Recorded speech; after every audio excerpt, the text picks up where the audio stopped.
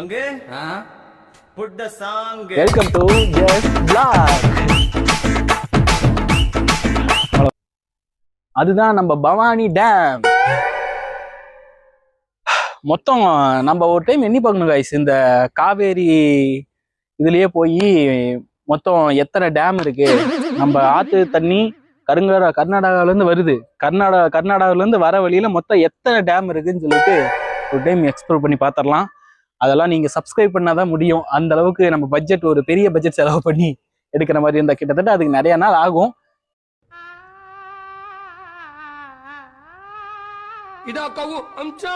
எப்படி இருந்தாலும் ஒரு 50 டேம் ஆச்சு இருக்குன்னு நான் நினைக்கிறேன்.